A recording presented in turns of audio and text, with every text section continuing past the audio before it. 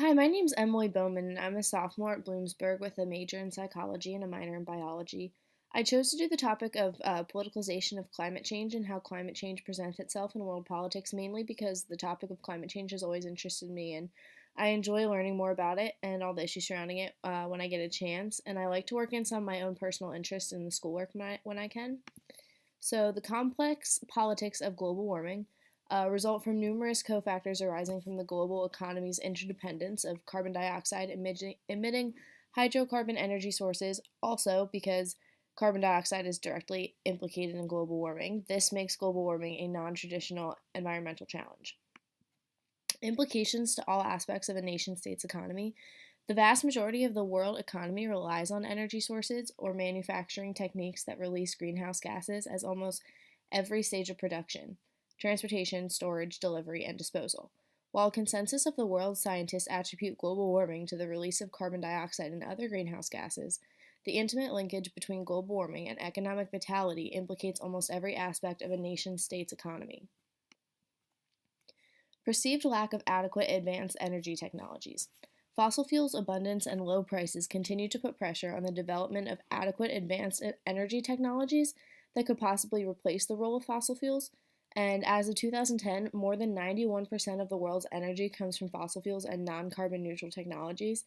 That number actually really surprised me personally as I was doing all this research.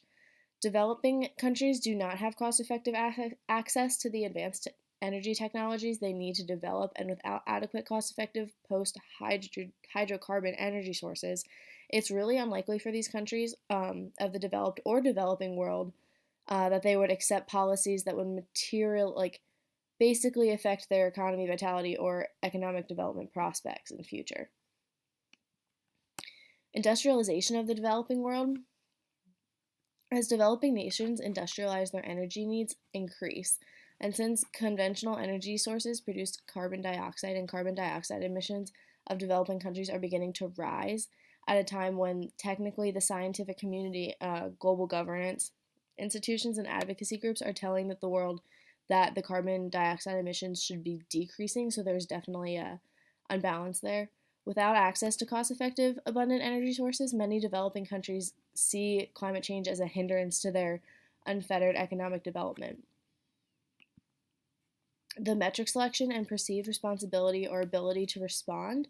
Among the countries of the world, disagreements exist over which greenhouse gas emissions metric should be used, like total emissions per year, per capita emissions per year, CO2 emissions only, deforestation emissions, livestock emissions, or a total of historical emissions. There's just a lot of disagreements there. There's many different routes that you could go.